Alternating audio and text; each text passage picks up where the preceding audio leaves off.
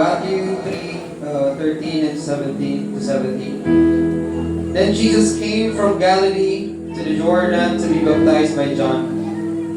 But John tried to deter him, saying, I need to be baptized by you. Will you come to me? Jesus replied, let it be so now. It is proper for us to do this to fulfill all righteousness. Then John consented. As soon as Jesus was baptized, he went up out of the water. At the moment heaven was opened, and he saw the Spirit of God descending like a dove and alighting on him. And a voice from the heaven said, this is my Son, who I love. With him, and I am well pleased. May the Word of God remind us of the beauty and significance of baptism as we proceed to the sacred moment. So, church, these are the people who are now decided to be baptized. And they are declaring that the master of their life is no other than but Jesus. And this congregation, let us reach our hands toward these people. Itaas natin ang ating mga kamay patungo sa kanila. Ibigit niyo ang inyong mga mata. Take this as your moment.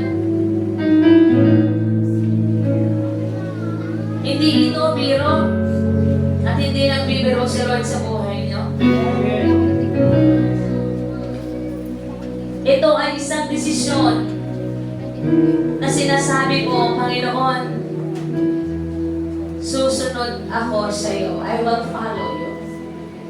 Ang bautismo mo ay pagsunod, hindi pagyakap ng relihiyon, kundi pagsunod na si Kristo na ang iyong Panginoon. Pagkamatay ng iyong sarili, pagkalibing ng iyong mga nakaraan, at pagkabuhay ng mamuli, na ikaw ay tatahak sa bagong buhay at yung tunang yung buhay kasama si Kristo.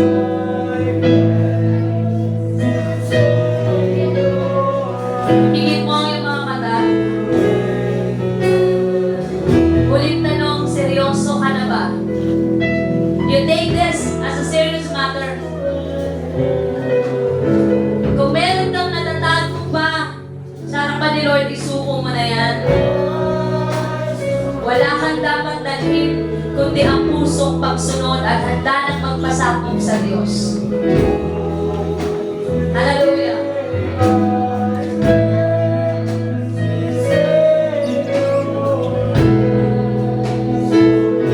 Lahat kayo na mga candidate for baptism, lumuhod kayo sa Panginoon. Hallelujah!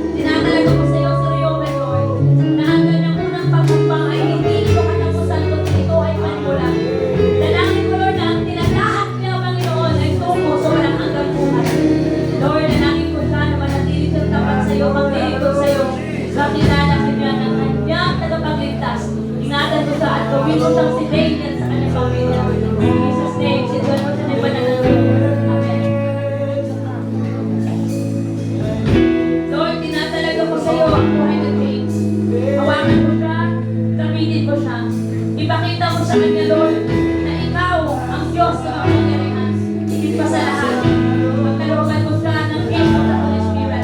Lukuban, ingatan, at basbasan mo ka na yung banal na dugo. In Jesus' name I pray. Amen. Hallelujah. Alright. Tumayo na tayo lahat. Hindi na kayo. James, ready ka na ba?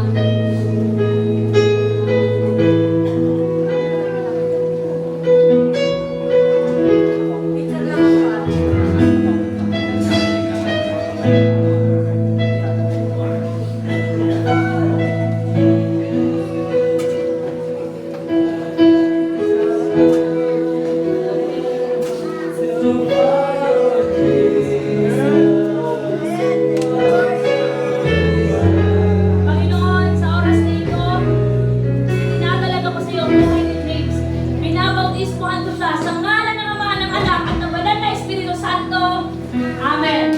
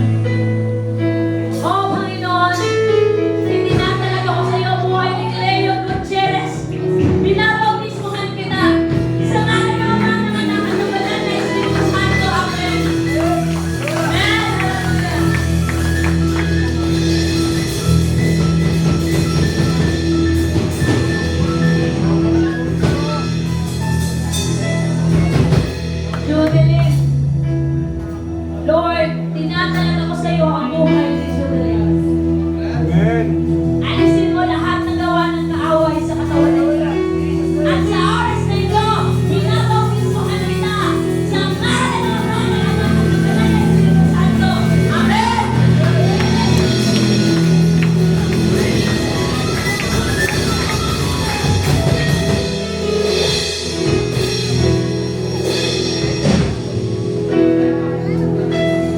Lord, itinatalaga ko sa iyo ang buhay ni Arlene. At sa oras na ito, Arlene, pinapaupuhan kita sa ngalan ng Ama, ng Anak, at ng Banal na Espiritu Santo. Amen! Hallelujah! Congratulations tayo, Amen! Bless! Hallelujah! The new beginning! Hallelujah!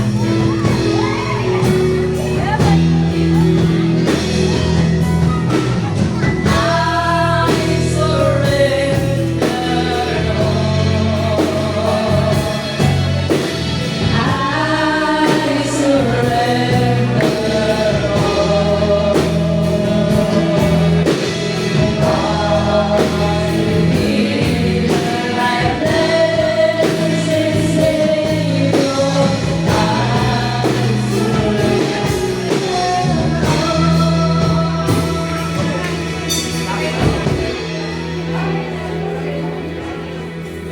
Amen.